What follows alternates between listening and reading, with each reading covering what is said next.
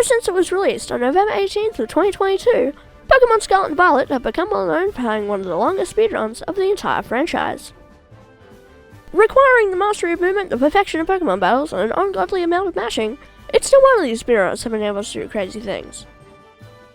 But why listen to me talk about the skills when you can see for yourself? I'm Orisaey, and this is how Pokémon Scarlet Violet was beaten in just 5 hours, 22 minutes, and 39 seconds.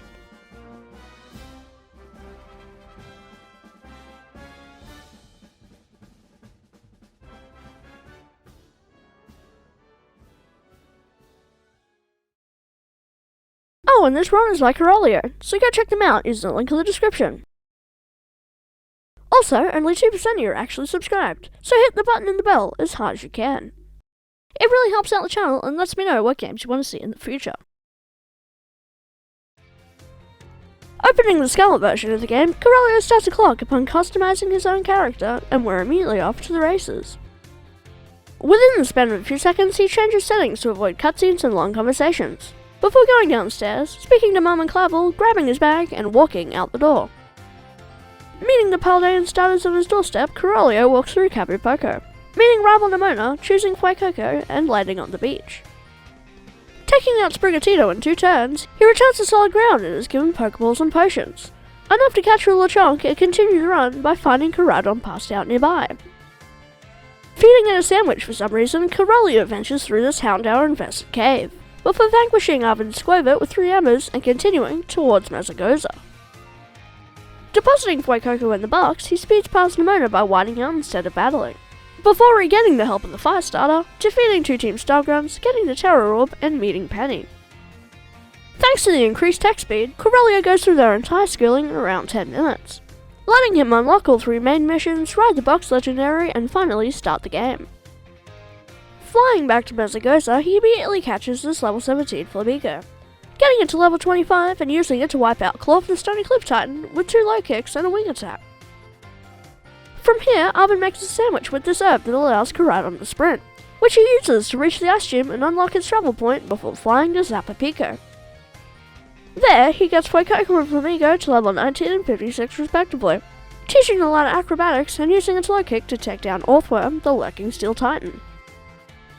Yet again, Arven makes a sandwich that this time allows Caradon to jump higher, which he then uses upon depositing a starter to make it to Levincia's Electric Gym. Exiting his game, Carolio brute forces her Where's Clavell challenge, before getting the better of gym trainers Marty and Michael and fighting leader Iono. In no time, Flamigo single-handedly uses a wing attack, 2 low kicks, and a combination of acrobatics and double kick to get rid of her watchful Belly Bolt Luxio and dreaded Miss Magius. Leaving Levincia, Carolio flies to the watchtower from Elia and directs his attention to Artisan, where he brute forces the Sunflora hide-and-seek challenge and destroys the Petalil, Smoliv, and Pseudo-Widow of grass leader Brassius. Dying to Nemona and reaching Medali City, Carolio enters the leader's favourite restaurant, where he answers each question correctly and is granted access to Larry himself. No match for wing attack, acrobatics, and double kick, Kamala, Dunsparce, and Staraptor go down in no time, as we head to Cascarafa. Obtaining Kofu's wallet, Carolio flies to Mesagoza and reaches Cortondo, completing the Bug Gym's Olive Roll challenge on his way to Bombardier and Great Tusk. To take out the pair, wing attack and acrobatics does just fine, leading Arven to make 2 more sandwiches, this time let Caradon both glide and swim. Outside the cave left by Great Tusk, Carolio jumps into Porto Marinata, where he fights Gym Trainer Hugo and bids $35,000 on the seaweed, prior to getting Flamigo to level 73 and heading to the 5th and final Titan, Dondozo and Tatsugiri.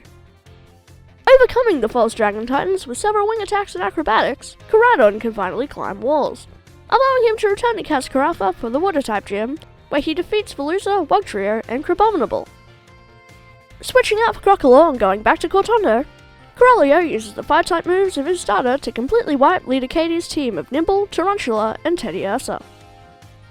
After being wiped by Nemona, he returns to the run itself, switching back to Flamigo, climbing into Alphanata, completing the emotional spectrum test, defeating gym trainers, and obliterating the entire team of Psychic Leader Tulip. Back in Glaciado, whatever the fuck you call it, Carolio again dies to Nemona, before pulverizing Ice Leader Grusha's Frostmoth, Beartick, Satitan, and Altaria all in one hit, and beginning the clean sweep of Team Star. Flying to the North Province, Carolio catches a level 52 Hawlucha on his way to the Fighting-type starbase. Prior to killing the Croagunk and Primeape of Grunt Carmen, speeding through the raid, and straight up rolling Ares Toxicroak, Annihilate, Lucario, Persimmon, and Starmobile.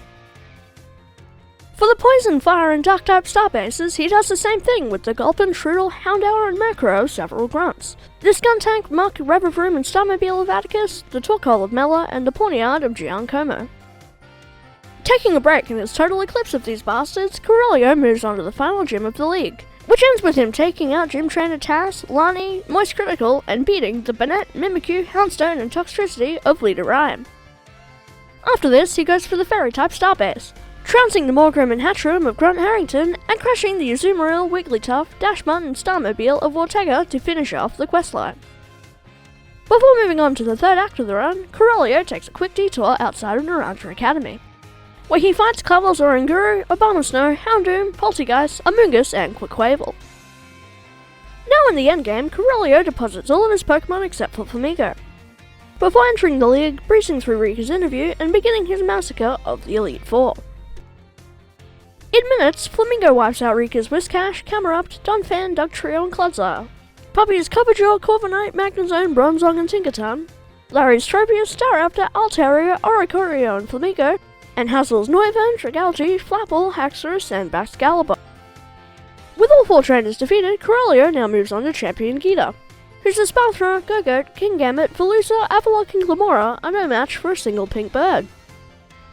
After becoming champion, we speak to Nemona and agree to battle one last time inside Mesagoza, where Carolio destroys her Lycanroc, Pawmot, Goodra, Dunsparce, Orthworm, and Meowscarada, leading him into the school itself for a bout against our old friend Penny.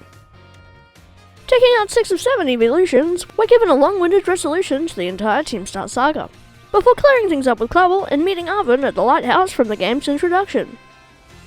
Speaking to Professor Sada, Carolio then checks out the Titan Hunters Greedent, Cloyster, Scovillain, Toadsquirrel, Garganacl, and Mabustiff, flying to Benali City and entering the crater of Area Zero. Starting the final quest and meeting up with Arven, Nemona, and Penny inside the Zero Gate, he resets the game and descends into the depths below, besting Glamora, Screamtail, and Great Tusk while activating research stations 1 through 4. Teleporting further up the chasm itself, Carolio falls to reach the 5th and final station, defeating the Paradox Pokemon it releases and fighting suspicious-looking Sada. Taking this elevator even deeper, the Professor shows us the time machine that made these paradoxes possible, revealing herself as merely an android and immediately turning on us.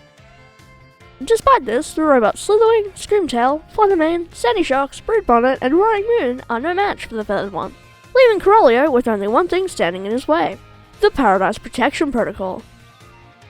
In the mirror match against Koraidon, an X-Attack, Flamethrower, and Collision Course are enough to overwhelm the imposter, and after sending the Professor into the past and letting the credits roll, Carolio can finally put his controller down, meaning the run-ins for the final time of 5 hours, 22 minutes, and 39 seconds.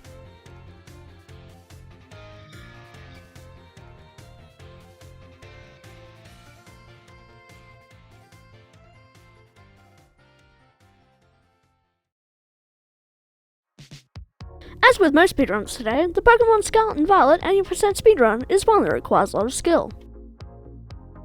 There are so many battles, items, and conversations to endure that it's no wonder most people don't attempt this category, but those that do are truly in a league of their own. For the pilot of Speedrunners College Season 2, we'll be covering Tears of the Kingdom. But in the meantime, I have a new podcast starting in December, a Speedrunners College Season 1 Supercut coming at Christmas, and as always, keep those suggestions coming, and I'll see you guys next month. Orisaey out.